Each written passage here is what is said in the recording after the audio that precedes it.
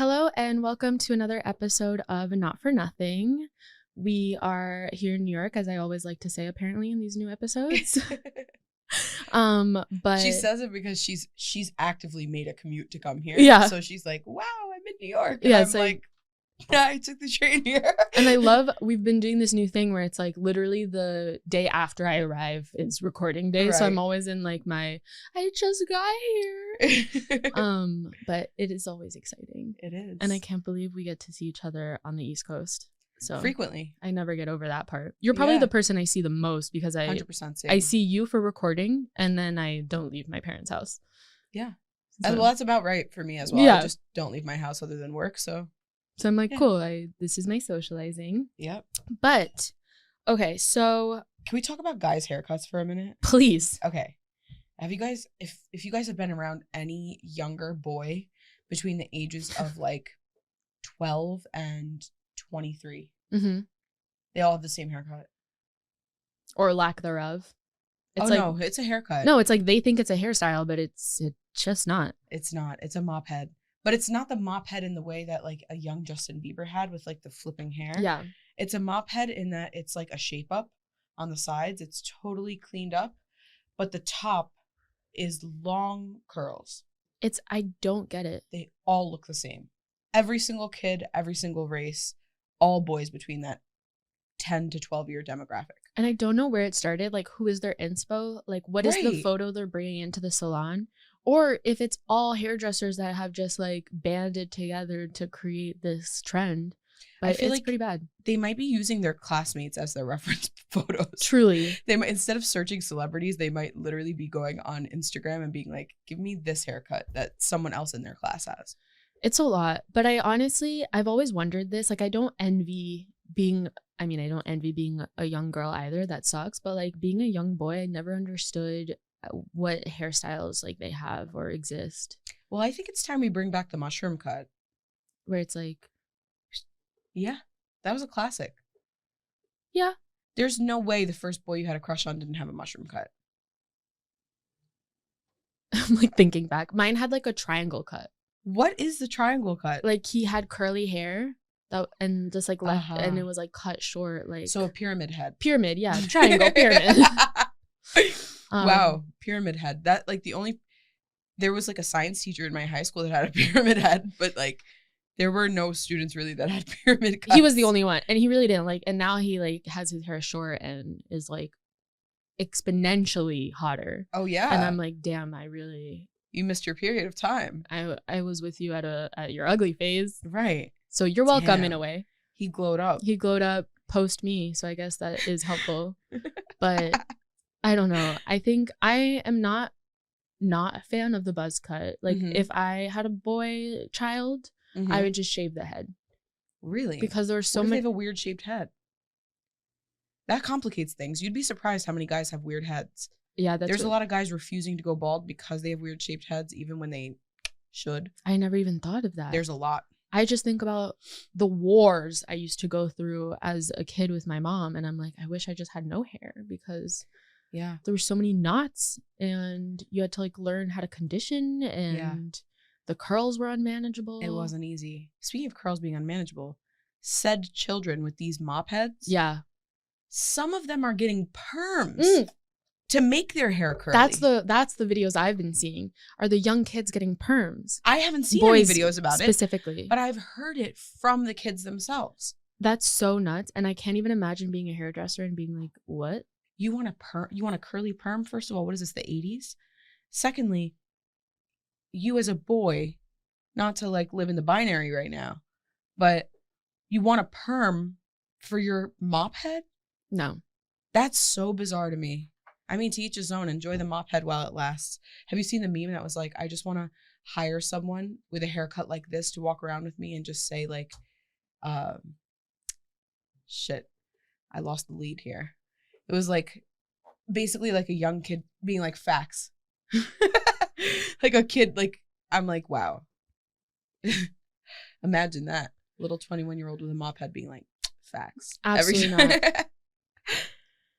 Yeah, so I think it's time for a new era of male haircut. We're tired of the mop head. Yeah. But I think it goes with what we were saying in a few episodes ago about the shortage of hot men.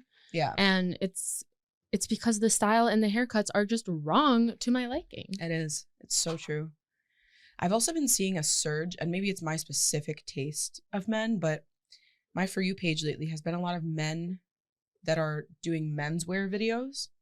And remember how we said in previous videos, we were like, menswear right now is extremely feminine. Yeah. Like, it's not exactly like speaking to, you know, I guess what a woman traditionally would look for.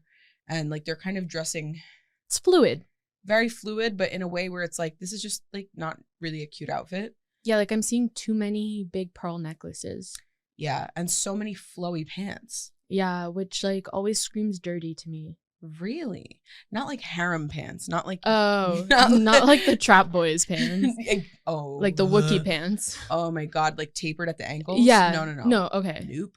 No. Because I'm like, that always feels like. More Sopranos coded. More like. I see. Like loose slacks. Loose dress pants. Yeah, exactly. Okay, I'm not going to lie. That's kind of hot. I don't mind it. That's where actually this is heading. Yeah. Now my For You page is all of these men who are dressing as if they are extras in The Sopranos. And I'm like, yeah, that's not. It's almost like you're cosplaying every day. So that's where I draw the line. Right. Where it feels inauthentic and you're cosplaying and you're wearing like a white tank top with a chain and the slacks. Correct. Exactly. And dress shoes. And you are from like Minnesota. Some of them are from New Zealand. Yeah. Like I'm not even kidding. I'm like, if you've never met an Italian person in your life.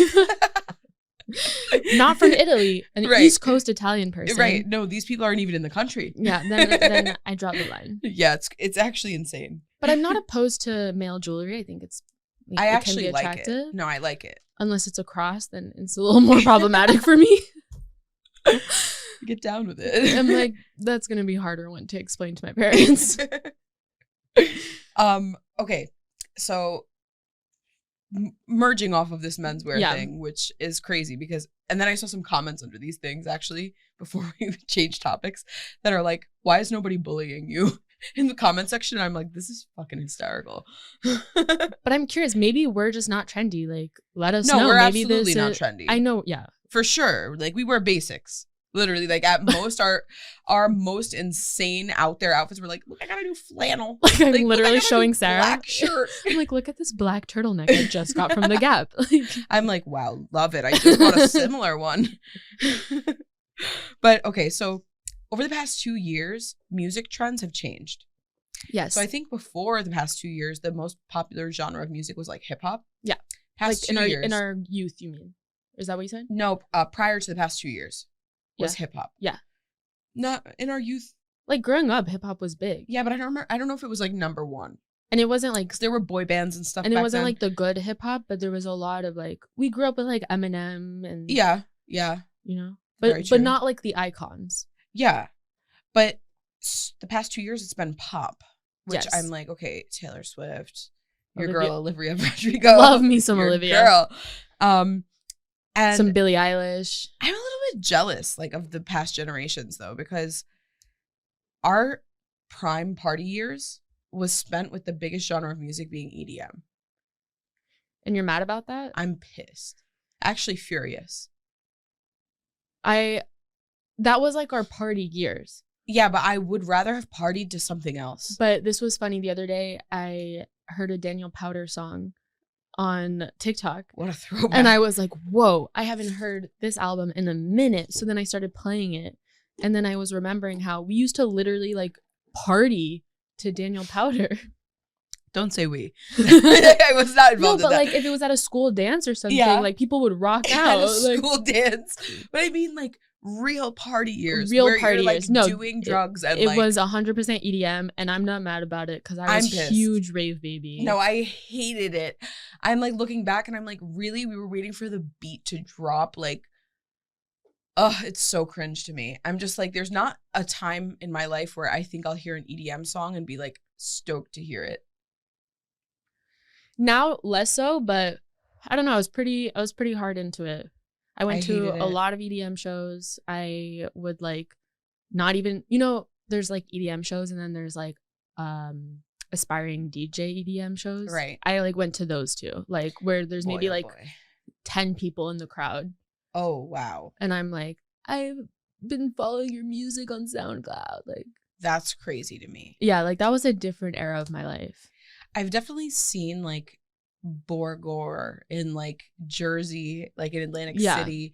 And I've like my roommate in college, my first year, which is my friend Christina, she was heavily into EDM, and her boyfriend at the time was too. So like I would go with them and party, and I'm vibing right now. Don't get me wrong, I'm having fun and partying, but the setting would be 100 times better if there was different music. Yeah, and I feel like it also depends on which. There's like, I was not a dubstep gal. Oh my God, it was mostly dubstep. I can't, and that's a very, I hate to say it, but like Long Island thing. Oh, I went to school on Long Island. Yeah, it was hell. Like I remember going to dubstep shows at Webster Hall, like in the basement. And it was all Long Island kids and like New York kids who were just like so angry about the world on so much Adderall. And that's a type of EDM I don't love. It's really bad. It's really bad music. But I will say this is the most cheesy. I was really into like tropical house, which is like, that's like the ska music of electronic. Kind of, yeah, where they would like do like covers of like 80s songs and like electrify them. Okay, I see what you're saying. That's like a fun party time. That's kind of fun. I also loved PC music, which was like a very weird era of electronic music with like Sophie. I don't hate it. Like that was cool. That was like very dystopic, like super electronic computer high-pitched sounds. I'm into that too, and I love when that transcends into rap music too. Yes, that's my kind of vibe. And I like deep house, and I like all types of like dark techno and stuff too. But like dubstep, I was rave, not. I wasn't into like dubstep and like classic EDM, like the huge EDM artists. I was that just I can't do. I've never been to like a.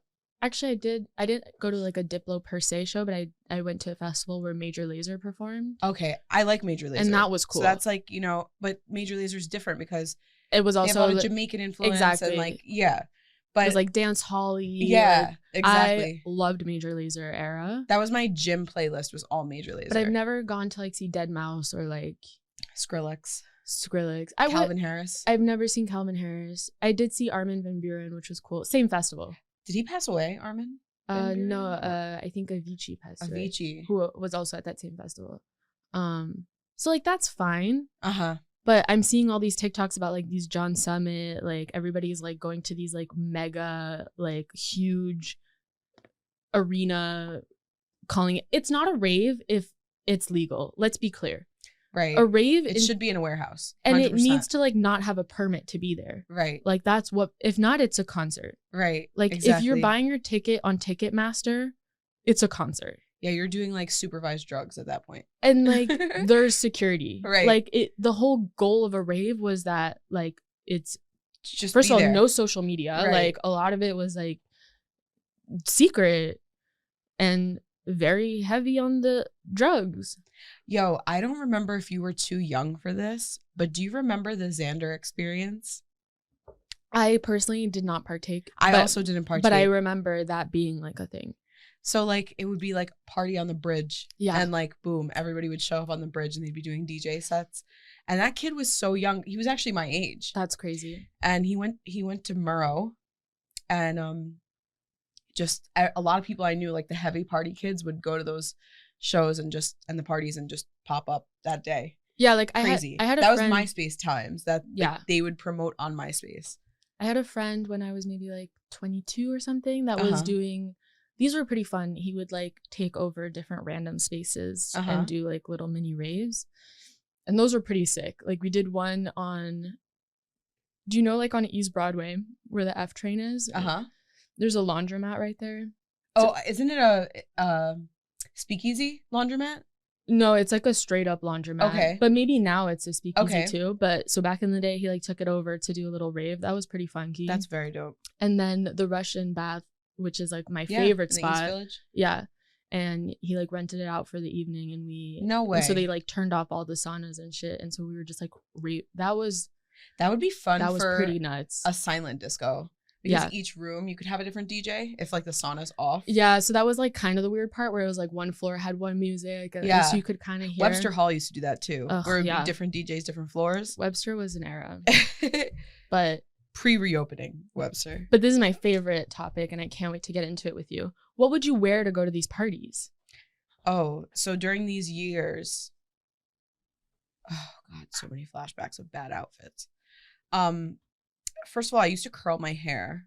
Well, if it wasn't pin straight, which it still is to this day. And would you brush out the curls? No. I'm learning about this on TikTok. Like Irish step dance curls. We used to go out with like, you could still feel the heat from the iron. Right. And it would almost, you'd put the hairspray on before you curled. Obviously. So it would curled. Yeah. But I remember wearing like tacky, huge, fake diamond studs. Like the ones I wear all the time? Bigger. Bigger. Like, I'm not joking. Like ones like that big that are almost like old lady-esque. Yeah. Things like that with like, remember the bow era? I'm not out of my bow era, okay? Are you coquette now? That's what's so funny. All these people wearing bows again, and I'm like, this is a throwback. This is a scene kid moment. I haven't worn bows recently, but I still have some of them. I don't have them anymore. I gladly got rid of them, but it's so funny. And the statement jewelry.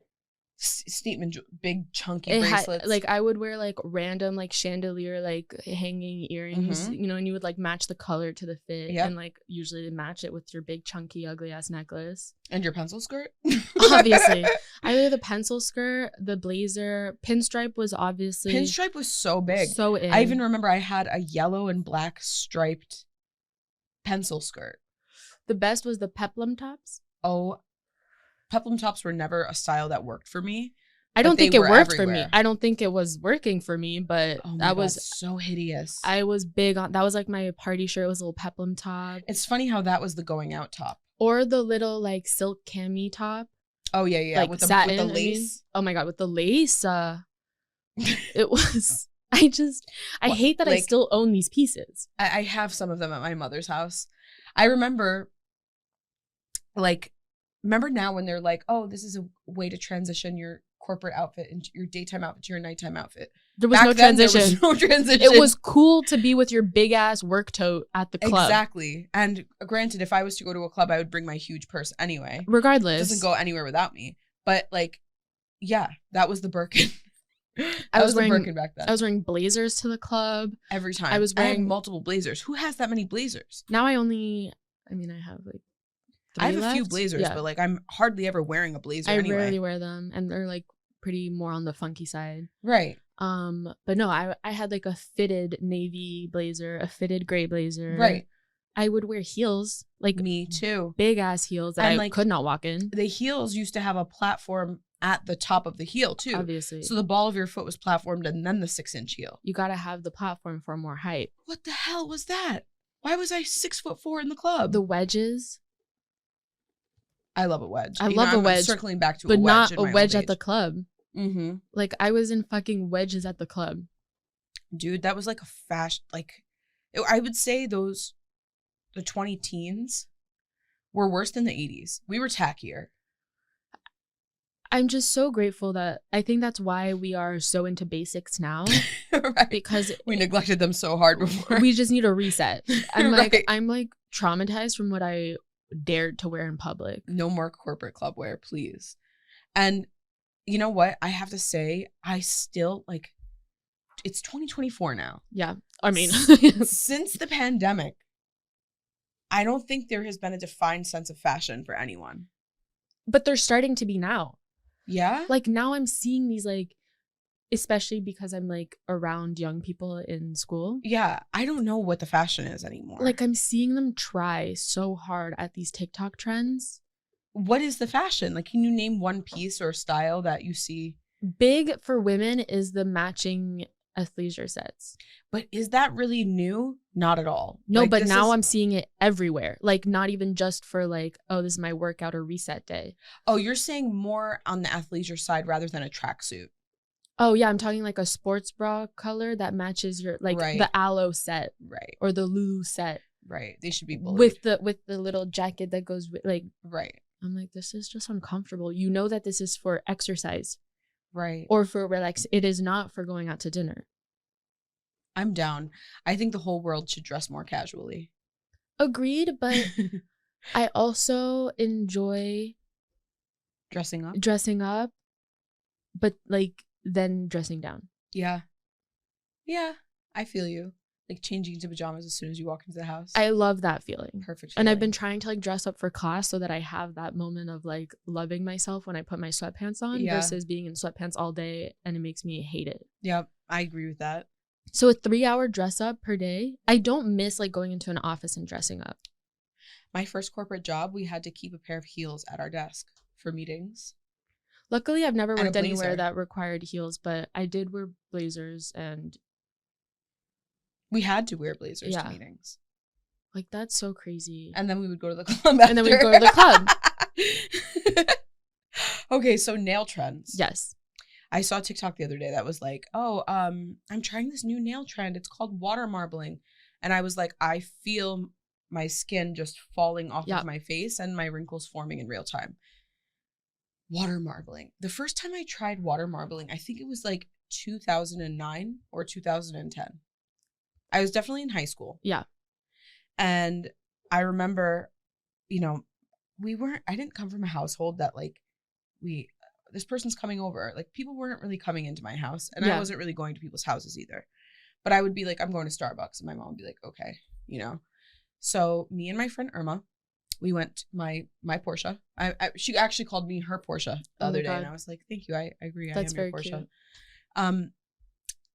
I'm sitting with her in Starbucks, and she was the one who put me onto water marbling. And this was like, if you followed the early YouTube gurus for beauty, you would learn about these techniques. So we got a water from Starbucks. Hey, can I please have a large water? Obviously. We took like our 4 nail polishes that we brought, put a couple drops in each one, and we were trying to do water marbling on our nails to get that perfect marbled look. The cup spills over. Obviously. While we're there. So we're like, it was actually a bottle of nail polish that spilled over. So it was like purple glittery nail polish. I remember it. That's terrible. Clearly. Yeah, at the Starbucks. But it was like it's weird. It was like they closed it off recently. But it's a Starbucks that had it was semi-outdoor seating. It was almost like a greenhouse attached to the Starbucks where you could sit like along the window bar. So we were over there, and in that section, the whole floor, like the bottle hit the floor and went like sliding across. The whole thing was covered in purple glitter nail polish. And I did what I could to pick it up with a napkin, but you can't. You need acetone. And we obviously didn't think ahead with water marbling either to clean the rest of our hand off when we tried this thing. But the technique failed. It's really for advanced nail people. Or not. Or people who have tools and the money for tools. Or it just doesn't need to be a thing. It's ugly. Use a sticker. But do you remember, in the vein of water marbling, and I'm scared to see this come back, and I've seen a few TikToks, the magnetic thing? I actually like magnetic nails. But do you remember, like, I forget which brand it was, and it came with like a little magnet? Yep. And then you could do, but it never worked. I only do magnetic nails at the salon. Yeah, but like the at-home magnetic, like it was a fallacy. Even worse than that, I've seen the black nail polish that cracks on your nail. Yeah, like those were all the trends of our younger years that you would buy at Dwayne Reed. It's coming back, but I think it's coming back because scene kids are coming back. Which I'm not mad about. The resurgence of emo. I'm not excited about it. Really? No. It's ridiculous. I saw 2 real life emos at my college or school, university. Really? It was crazy. I hadn't been near like a true, like the chains, the big pants, the hairspray, like dye. I was like, this feels like I'm back in Hot Topic, and it's 2005. These people are in their early 20s. And they're young. Yeah, those 2 that I saw, it was like at the Panera, and I was like, you clearly are like freshmen in college. Right. Like, you're gonna realize but still, it's like going into hard launching in college as an emo is like, it's a bold move. It's a lot. Well, maybe it's because I went to a super preppy like college that like people weren't alt really or at all. Maybe they're just from Florida. The emos? Yeah. I feel like Are emos big in Florida? I feel like it's definitely a place where it would make more of an impact to be an emo. If you're an emo at your school in New York, like everyone's like, whatever, like. But there were so many in New York. Yeah, that it's so normalized. Right. Like you're not really standing You're out. not You're really just part doing like the subculture. true emo, like I'm breaking norms. You're just dressing like True. 30% of your class. Right. But there you're like, you're really standing out. You're the one pale kid amongst like a community of like people who go to the beach. Very true. Amongst tanners. Whereas LA, I think, has more emo because there's like the whole like punk rock and roll scene from like before. Wow. But it was I hadn't been near real emos in a minute as a self-proclaimed elder emo. You're an elder emo. Wow. Yeah, so I'm looking forward to learning some fashion techniques this year. It's crazy. Maybe I'll stop wearing flannels and basics, but you just need to be trendy today. You just need to wear what you wore in middle school, which I don't fit in anymore, but like. You know what I used to wear in middle school? Uggs and sweatpants? Uggs, but with like ultra mini pleated skirts, like gray. And I also had a thing in 6th grade where I wore pink every day. It's just like, who even was I? I'm stunned. Baby pink. Yeah, not like bright pink. You actively were purchasing pink items? I was exclusively wearing pink, pretty much. Pink and gray. I've exclusively worn black since I was like really maybe 7th 13. grade. I started being emo. I loved Punk everything emo. Green before. Really? And then now like all black or gray. Well, it's been all black or green for me for years. So you're like basically. Right. I mean, look at your literally shirt. Yeah. just green and black. Yeah, I wish the handles came in black.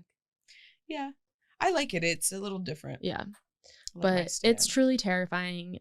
We need innovation in fashion and beauty because I'm bored. I don't even know how to shop. And then also, like, we're getting older, so it's like, but I don't want to resign to being, like, a boring old person. That's my eternal dilemma. When do I finally accept I'm old and boring? Or should I still be embracing my youth, which I'm trying to do? Like, I want to embrace my youth, but I don't feel like there's clothing available for people in that middle And I don't want to be corny. Yeah, exactly. Like, I definitely don't need to be shopping Wild Fable at Target, but... I shopped there. It's all freaking crop tops and mini skirts. And like, I'm past that. Yeah. But I'm not physically and everything. Yeah. But so let us know where we should shop because we are at a loss. We're going to start embracing coquette. Is that how you pronounce it? Yeah. I'm going to start putting a pink satin bow on her wrist. I know. I was thinking about doing that, coquetting my house. I should coquette my Stanley. Oh my God, you should. Right? In your phone. Yeah. But while we go on our coquette adventures, we will talk to you very soon. Yep. And this has been a pleasure as always. Follow us on Instagram. You can follow me at How Can I Help You? Follow the pod at Not For Nothing Pod. And you can follow me at Natasha PRZ. Like, comment, subscribe. We'll see you next Tuesday. Bye.